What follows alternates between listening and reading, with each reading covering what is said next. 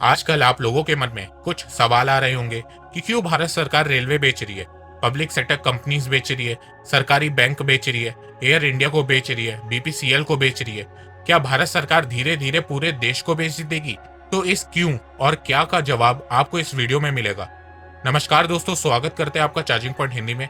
दोस्तों, आज के इस वीडियो में हम बात करेंगे प्राइवेटाइजेशन के बारे में, इसके फायदे और नुकसान के बारे में, और जानेंगे क्या प्राइवेटाइजेशन भारत के लिए सही है। तो जुड़े रहिए आप इस वीडियो के साथ। मैं ऐसे ही एजुकेशनल टॉपिक पे बात करता हूँ, तो अगर आपको मेरा काम पसंद आता है तो आप मुझे सपोर्ट भी कर सकते हैं पेट्रियन और यूट्यूब में ज्वाइन बटन के थ्रू, लिंक डिस्क्रिप्शन में। सबसे पहले जानते हैं कि प्राइवेटाइजेशन होता क्या है। देखो, प्राइवेटाइजेशन का मतलब ये नहीं है कि सरकार सब बेच रही है। पहले तो अपने दिमाग से ये चीज निकाल दो। पॉलिटिकल नहीं, एजुकेशनल पॉइंट ऑफ व्यू से समझने की कोशिश करो।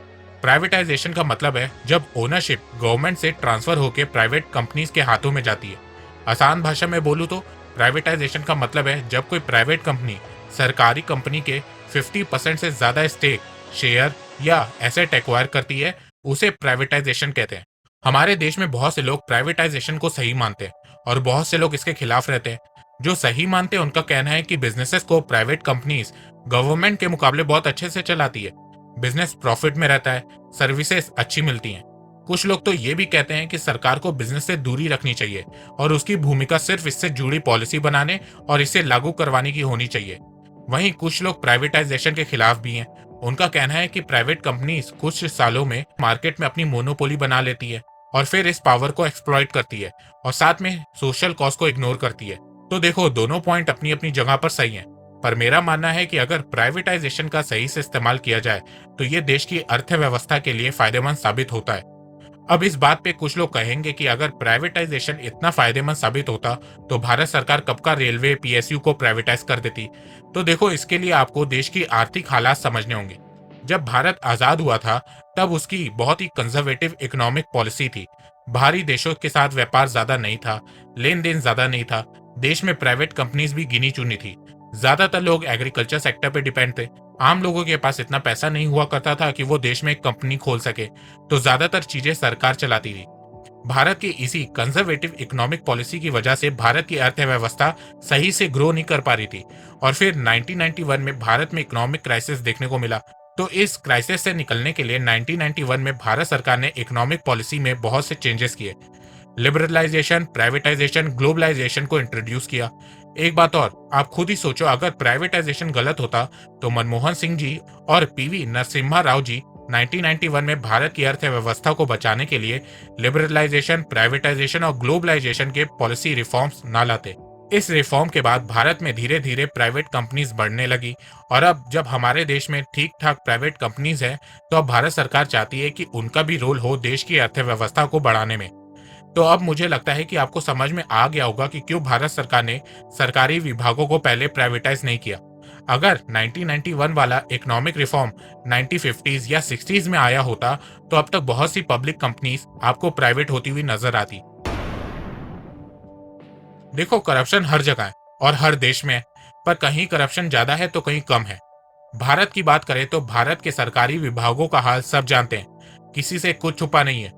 पीयून से लेकर गवर्नमेंट ऑफिसर तक सब करप्ट है। जरा से काम के लिए घंटों तक वेट करना पड़ता है, उसके बाद जब नंबर आता है तो रिश्वत के बिना काम आगे नहीं बढ़ता। और मुझे लगता है कि ये चीज सबने कहीं ना कहीं एक्सपीरियंस की हुई है, पर यह चीज आपको प्राइवेट सेक्टर में नजर नहीं आती है। ऐसा नहीं है कि प्राइवेट सेक्टर में करप्शन नहीं है, प्राइवेट सेक्टर में भी करप्शन है, पर गवर्नमेंट सेक्टर जितना नहीं है। सर्विसेज की बात करें तो यहाँ पे प्राइवेट सेक्टर का किसी से कोई मुकाबला ही नहीं है। प्राइवेट सेक्टर अपने सर्विसेज के कारण ही जाना जाता है। आपको एक एग्जांपल के थ्रू समझाता हूँ। भारत के गवर्नमेंट बैंक्स और प्राइवेट बैंक्स को देखो, दोनों में आपको जमीन आसमान का फर्क देखने को मिलेगा। प्राइवेटाइजेशन एक फ्री मार्केट है, कोई भी अपनी कंपनी किसी भी सेक्टर में खोल सकता है। इससे मार्केट में कंपटीशन इंक्रीज होता है, जिसके चलते प्रोडक्ट की प्राइस कम होती हुई दिखती है। गवर्नमेंट सेक्टर में आपको ये चीज देखने को नहीं मिलता है।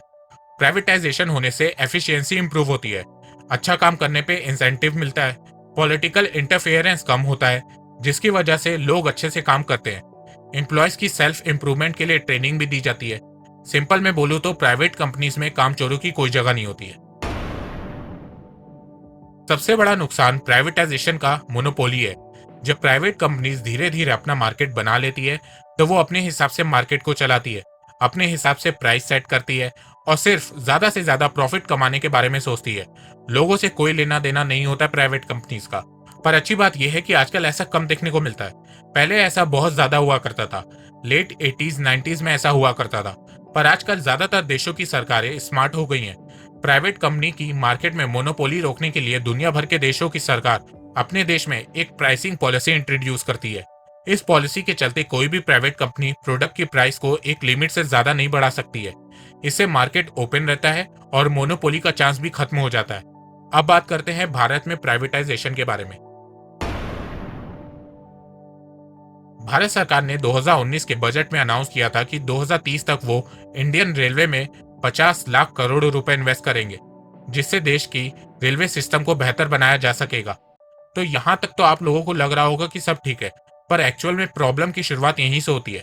सरकार को 50 लाख करोड़ रुपए 2030 तक इन्वेस्ट करना है, पर इतना पैसा सरकार लाएगी कहाँ से?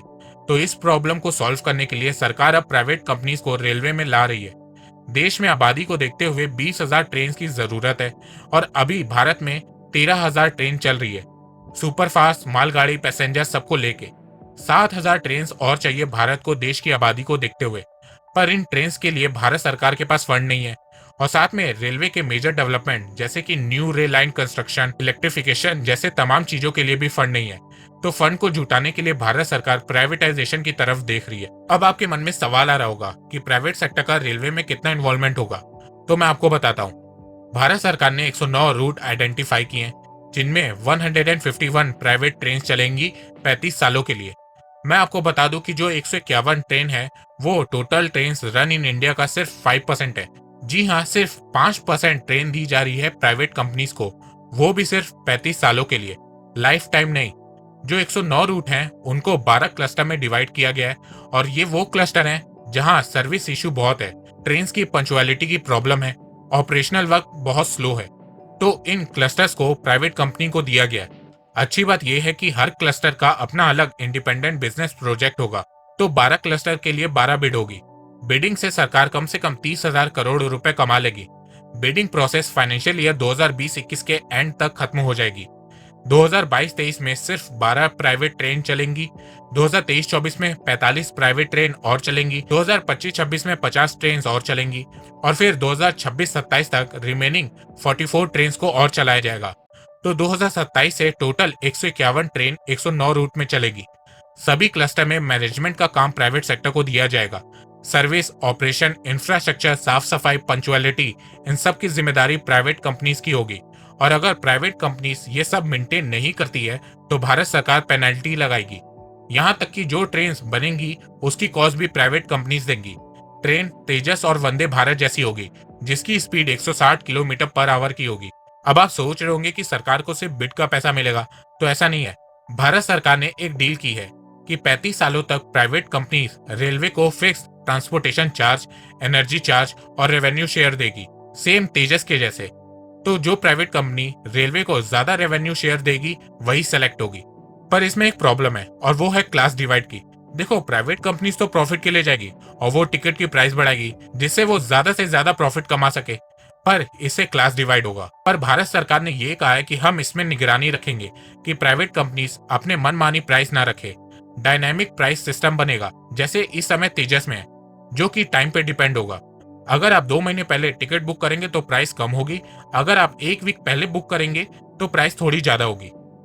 ऐसा नहीं है कि सिर्फ भारत अपनी रेलवे को प्राइवेटाइज कर रहा है, बहुत से देशों ने किया है, जैसे कि Japan, UK, Canada, Sweden, Australia, New Zealand. इसमें से कुछ देश सक्सेसफुल हुए तो कुछ नहीं।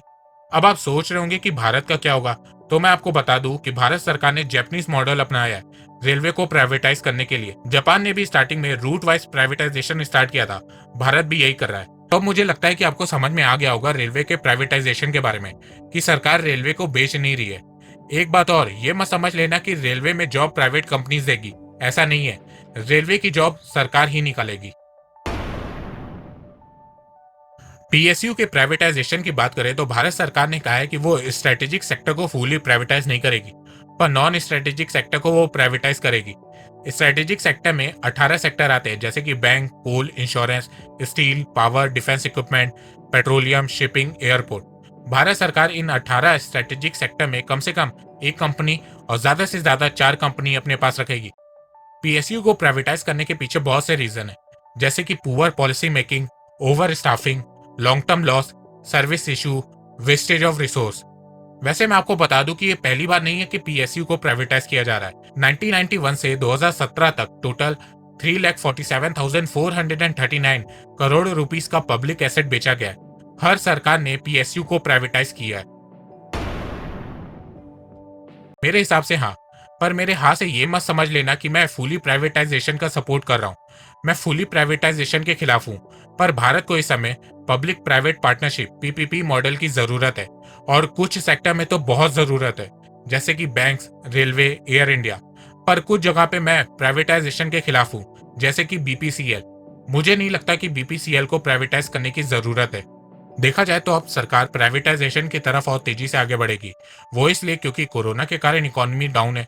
सरकार के पास ज्यादा पैसा है नहीं इकोनॉमी को रिवाइव करने के लिए, तो सरकार चाहती है कि प्राइवेट सेक्टर भी रोल प्ले करे इकोनॉमी को रिवाइव करने के लिए। बहुत से लोग शेयर मार्केट में इन्वेस्ट करके पैसा कमाना चाहते हैं, पर डर के कारण ऐसा नहीं करते। आज मैं आपको एक ऐसा रिलायबल ऐप बताऊंगा जिसमें आपको इन्वेस्ट करने में डर नहीं लगेगा, और वो ऐप है Angel Broking. Angel Broking Bharat की one of the most reputed 30 year old stock broking company है, जिसके भारत में 110 से ज्यादा ब्रांचेस हैं। और सबसे बड़ी बात यह है कि इसमें डीमैट अकाउंट 0 रुपीज में खुलता है। एंजल ब्रोकिंग का एक बहुत ही कमाल का प्लान है, आई ट्रेड प्लान। इस प्लान के तहत आपसे इक्विटी ट्रेड का डिलीवरी चार्ज नहीं लिया जाता है। इंट्राडे, एफएनओ, करेंसी की ट्रेड की बात करें तो पर ऑर्डर चार्ज सिर्फ 20 रुपए। तो अगर आप इन्वेस्टमेंट की सोच रहे हैं तो एंजल ब्रोकिंग सबसे बेस्ट ऑप्शन है। ऐप और वेबसाइट के लिंक डिस्क्रिप्शन में। फ्री में डीमेट अकाउंट खुलवाइए, इन्वेस्ट करिए और पैसा कमाइए। तो दोस्तों, अगर आपको मेरी ये वीडियो पसंद आई है तो आप इस वीडियो को लाइक कीजिए, और अब आप मुझे सपोर्ट भी कर सकते हैं पेट्रियन और यूट्यूब में ज्वाइन बटन के थ्रू। और हाँ, अगर आपको financial market, share market, mutual fund के बारे में जानना है तो मैं आपको 4,720 रुपए का कोर्स फ्री में दे सकता हूँ, लिंक डिस्क्रिप्शन में। एक बात मैं कहना चाहता हूँ कि आप जितनी मेरी वीडियोस को शेयर करेंगे उतनी ही रीच मेरी बढ़ेगी और उतने ही लोग मेरे से जुड़ेंगे। तो वीडियो को शेयर करना और चैनल को सब्सक्राइब करना बिल्कुल भी मत भूलिएगा। मैं ऐसे ही एजुकेशनल वीडियोस लाता रहूंगा आप लोगों के लिए। तो अभी तक के लिए बस इतना ही। धन्यवाद। जय हिंद, जय भारत।